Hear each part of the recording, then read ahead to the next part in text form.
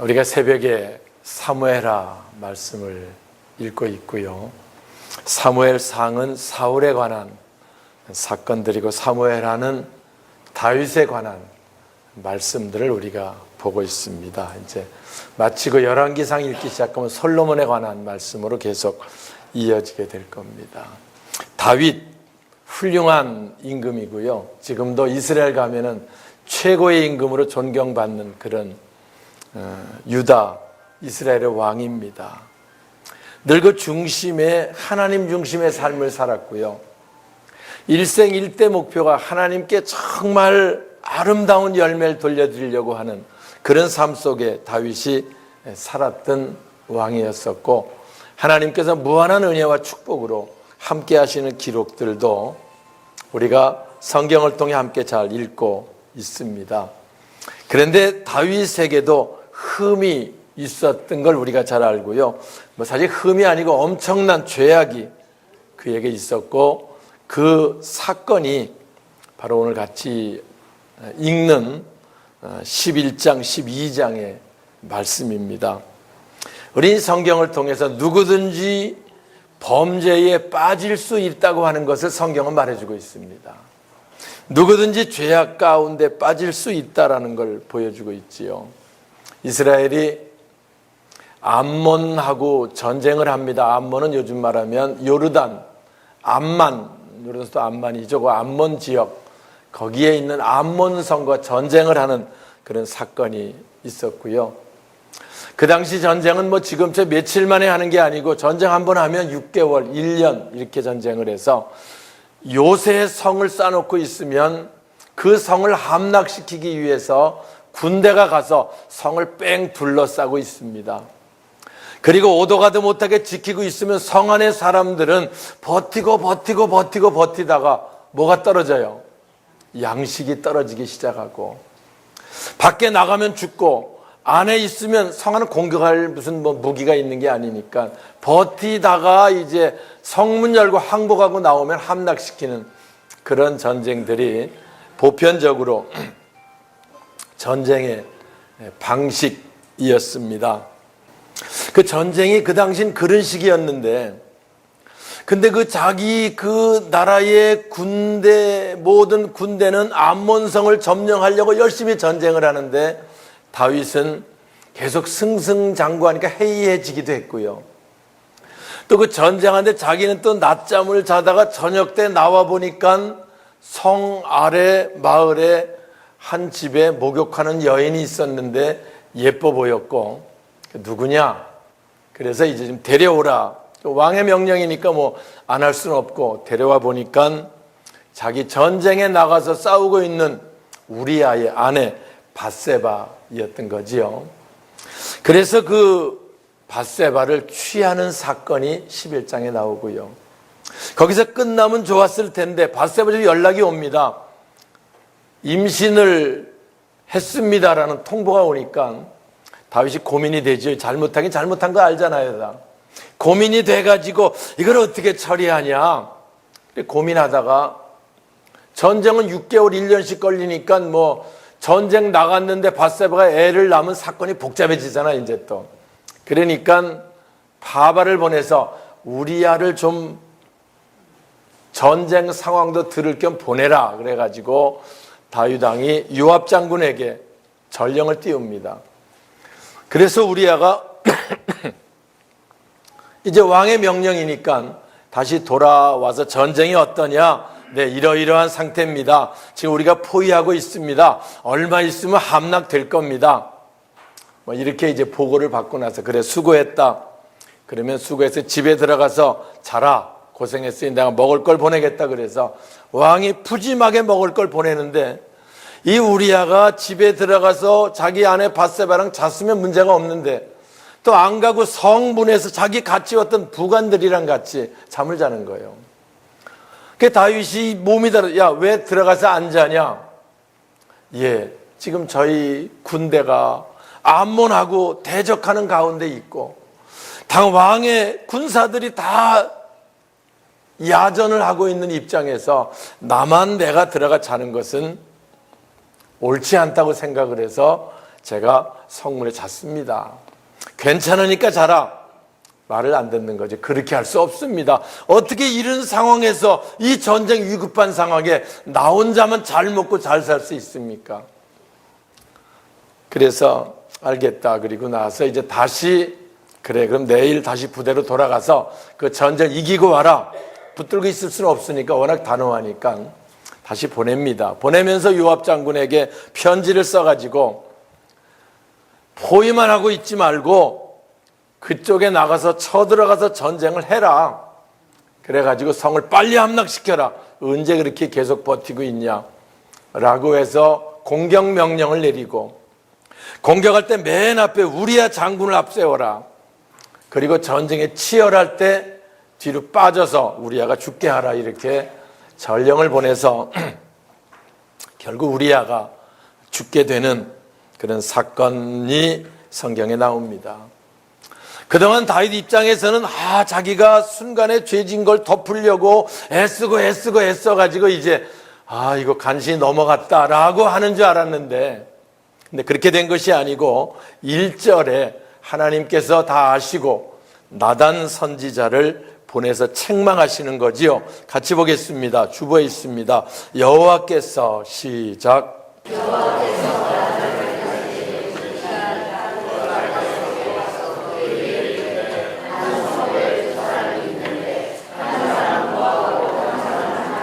네, 나단 선지자 보내서 얘기합니다. 한 성에 부자가 양과 소가 엄청 많은 부자가 있었습니다. 부자가 있잖아요. 또 한 성에는 가난한 사람이 있었습니다. 양 한 마리밖에 없는 그런 사람이 있었습니다. 그 양은 그 집의 가족처럼 해서 사는 양인데 그 부잣집에 손님이 왔습니다. 그 손님이 이제 손님을 위해서 양을 한 마리 잡아야 되겠는데 자기 그 많은 양들을 아까워가지고 그 가난한 집의 양을 뺏어가지고 잡아서 손님을 대접하는 사건이 있었습니다. 다윗이 그 말을 듣자 노해가지고 아니 그게 말이 되느냐, 그렇게 나쁜 놈은 죽어야 된다 라고 호통을 치는 그런 사건이 있었고요. 그때 나단 선지자가 5절이죠. 다시 다윗이 그 사람으로 말미암아 노하여. 자, 노하는 사건이 5절. 자, 시작. 다윗이 그 사람으로 말미암아 노하여 나단에게 이르되 여호와의 살아계심을 보내 하나님이 이 일을 행하는 사람을 나단에게 죽였으나. 네, 이게 보통 허물 많은 사람들이 보통 화를 냅니다. 왜냐하면 감추려고요. 아마 얘기를 들었을 때 똑똑한 다윗이 뭔가 의미가 있다고 생각했을는지도 몰라요. 물론 성경에 그런 기록은 없어서. 하나님 나라 가면 그때 나단 선지자가 얘기할 때 화를 낸 이유가 당신 그거 감추려고 그런 거지 이렇게 물어볼 필요성도 있는데, 아무튼 여기 그런 기록은 없지만 다윗이 노발대발 화를 내며 그렇게 말을, 그런 사람이 있느냐, 마땅히 죽어야 된다라고 이제 호통을 칩니다. 그때 단호히 나단 선지자가 바로 그 사람이 당신입니다. 7절이죠. 나단이 다윗에게 이르되. 자, 시작. 나단이 다윗에게 이르되 당신이 그 사람이라. 이스라엘 하나님 여호와께서 너와 지키시기를 내가 너를 이스라엘 왕으로 부르기 위하여 너를 사울의 손에서 구하라. 그렇지요. 다윗이 사울에게 죽을 고비가 많았지만 하나님이 왕으로 세우기 위해서 사울의 손에서 구원하십니다. 그리고 사울이 있었던 모든 나라를 다 주어서 다윗을 왕으로 세웁니다. 그리고 사울의 딸 미가를 비롯해 아비가일 또 여러 아내들을 허락해 주셨습니다. 그리고 또 부족하면 또 줄 텐데 어찌해서 너는 나를 없인 여기고 악한 죄를 저질렀느냐라고 이제 책망하는 사건이 바로 오늘 본문에 나오는 내용이죠. 사실 선지자라고 해도요, 이런 책망하기 어렵습니다. 왕한테 이렇게 말했다가 죽은 선지자가 성경 한두 번이 아니에요. 왕들 되면 다 자기 마음대로 할 수 있잖아요. 그러니까 죄악에 빠질 수밖에 없는 조건들이 많거든요. 그런데 선지자가 그러면 안 됩니다라고 지적을 하면요, 받아들이는 왕들이 별로 없어요. 네가 뭔데 내가 하는 일에 해가지고 이제 가두거나 매질을 하거나 죽이거나 그런 사건들이 성경에 여러 번 나옵니다. 왕에게 바른 말 하기는 사실 어렵지요. 그 전에 제가 부흥회 다니고 할 때 목사님 한 분이, 가깝게 지내는 목사님 한 분이 있었는데요. 이분이 설교하시는 그 설교 내용이 굉장히 날카롭습니다. 아주. 그래서 교인들이 뭘 하다가 졸거나 뭐하면 이렇게 세워놓고 당신이 하나님 앞에 졸고 있으면 되냐고 호통을 치고 얘기를 해요. 그래서 그렇게 너무 그렇게 하지 말고 좀 잘하니까 내가 나단 선지자라고 나는 못 본다고 이제 뭐 이렇게 하는 분이 있어. 그분 나중에 이름도 예명을 나단이라고 지어서 했었던 분이 있었어요. 하여튼 그래서 뭐 무슨 문제가 생기면 해가지고 근데 사실 그때 그 들으면서 저렇게 설교를 하면 교인들이 다 떨어져 나가지 않을까 이런 고민을 했었던 때도 있는데요. 근데 아무튼 남의 허물을 얘기하기 어렵습니다. 그리고 다 그걸 정당화시키려고 합니다. 그런데 다윗은 그것을 들었을 때에 바로 회개하는 사건이 나오죠. 13절입니다. 다윗이 나단에게 이르되, 자 13절 시작.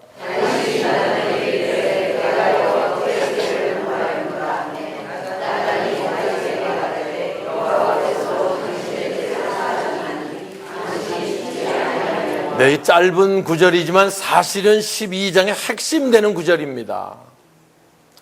당신이 바로 그 사람입니다 라고 책망을 할 때 내가 하나님께 범죄했습니다 라고 자기 죄를 자백하는 게 어렵습니다.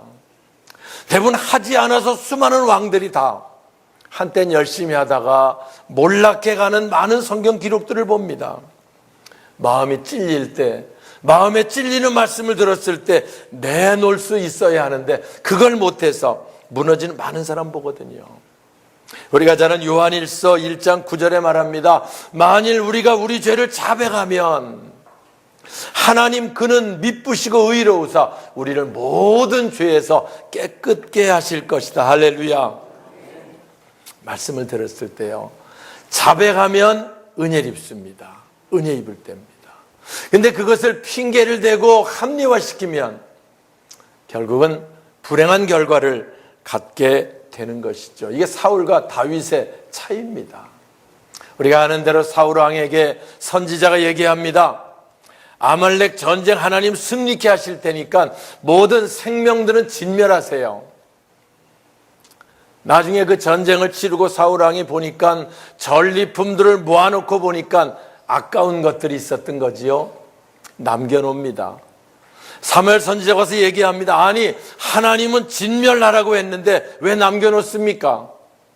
그럼 그때 마음이 찔려서 하나님 말씀 어긴 거에 대한 회개가 있고 잘못했습니다 그러면 되는데 내가 하나님께 제사 드리려고 좋은 건 남겨놓은 겁니다. 그때 뭐라고 말해요? 순종이 제사보다 낫고 하나님 말씀 듣는 것이 수양의 기름보다 나은 것을 왕이 알지 못합니까? 왕이 하나님 말씀을 버림으로 하나님이 당신을 버려 왕이 되지 못하게 할 것입니다. 그때부터 사울의 삶이 무너지기 시작하는 거지요. 우리가 말씀을 들을 때 내가 하나님께 범죄하였습니다 라는 고백, 내가 주님께 무릎 꿇고 주여 날 다시 긍휼히 여겨주세요 라고 하는 고백이 필요한 거지요.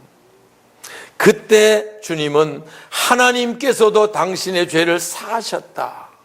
여러분, 축복과 저주의 차이가 그렇게 큰 것이 아닙니다.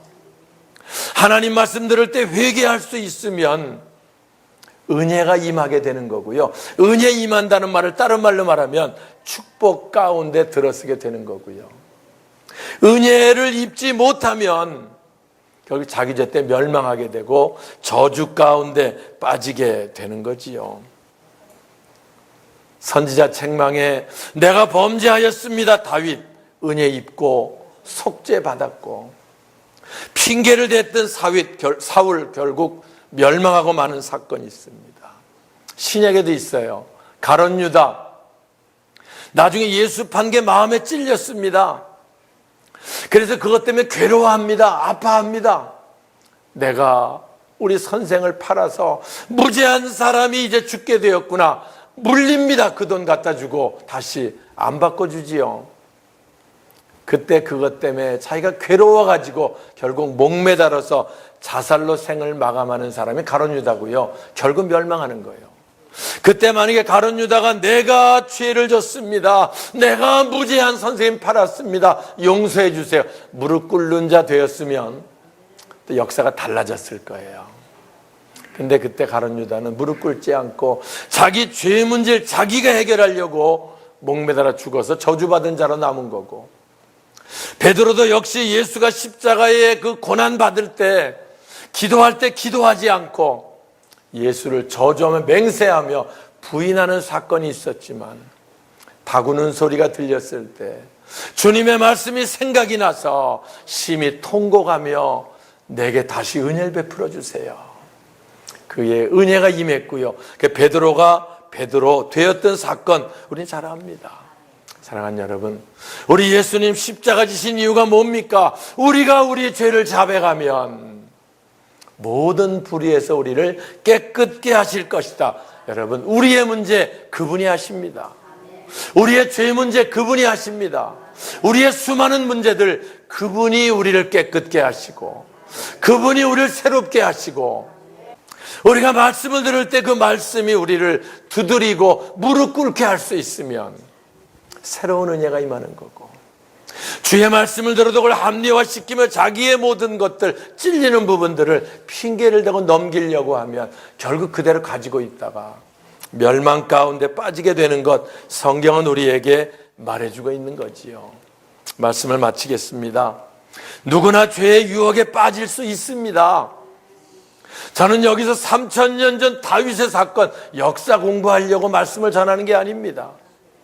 누구나 죄의 유혹에 빠질 수 있는데, 유혹에 빠지더라도 말씀을 듣고 말씀이 결정적일 때 생각날 수 있고 그 말씀을 돌이킬 수 있어야 새로운 은혜가 임하게 되는 줄 믿습니다.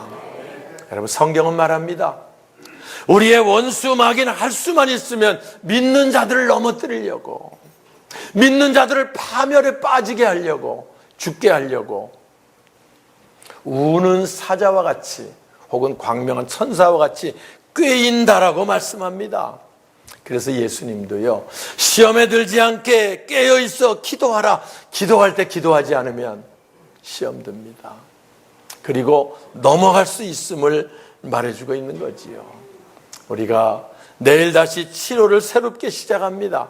또 새로운 치료를 금년 하반기 시작하며 새로운 기대와 또 설렘이 있습니다. 그동안 우리 부족했던 모든 부분들 주님 앞에 내놓고, 주님, 주의 은혜가 필요합니다. 주님의 도우심이 필요합니다. 주님의 함께 하심이 필요합니다. 성령님, 우리와 함께하여 주옵소서. 회개하는 마음으로, 기도하는 마음으로 다시 새롭게 치료를 시작할 수 있기를, 더 거룩하게 치료를 열 수 있는 저와 여러분, 우리 모두가 되시길 주님의 이름으로 축원합니다.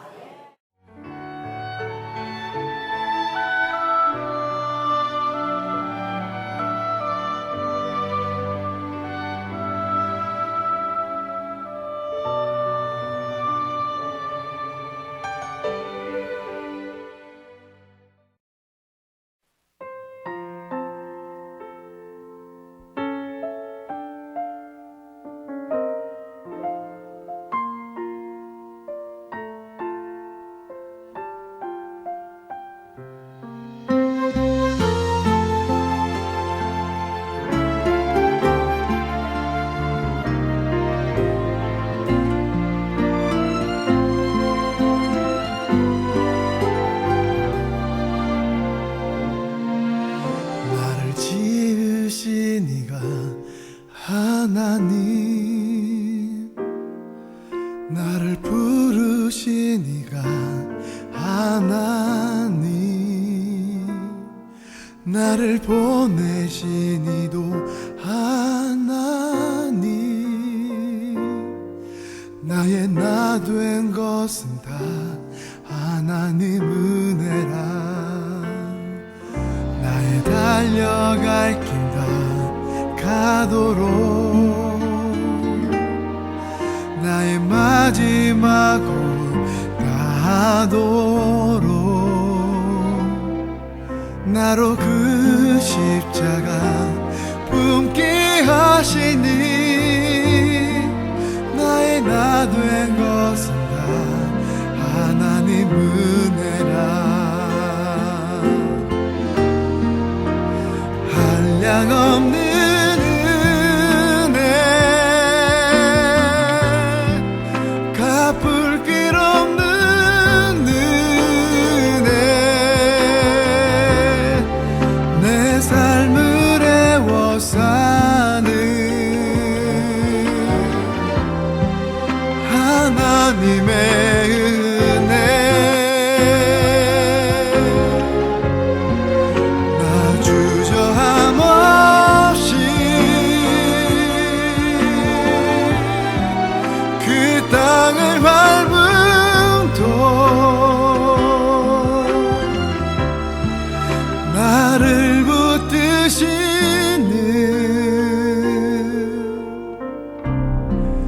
하나님의 은혜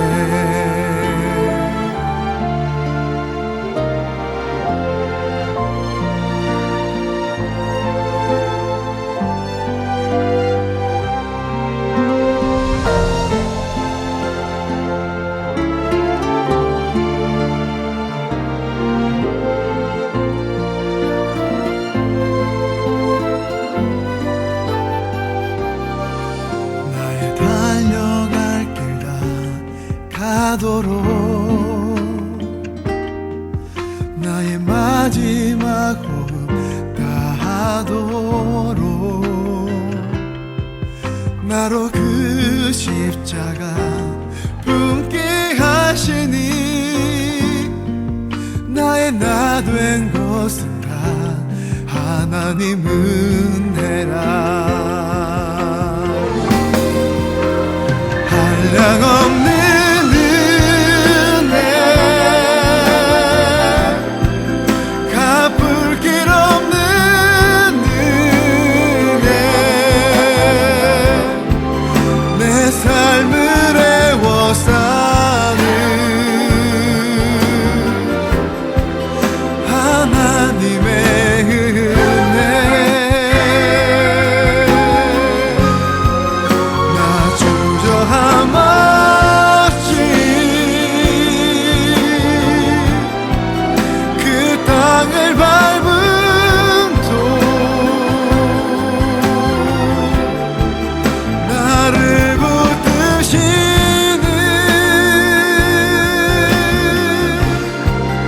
하나님의 은혜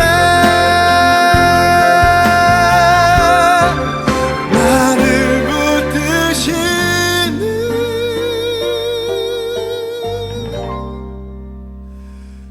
하나님의 은혜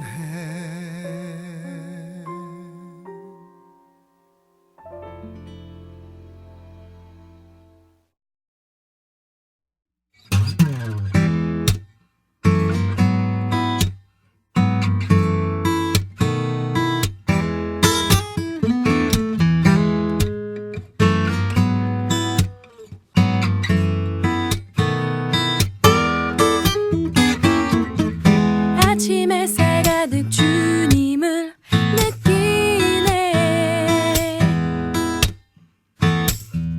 저녁 노을 속에 주님을 만나네 세상 모든 만물 지으신 나의 하나님 내 삶의 이유 되시네 주 하나님은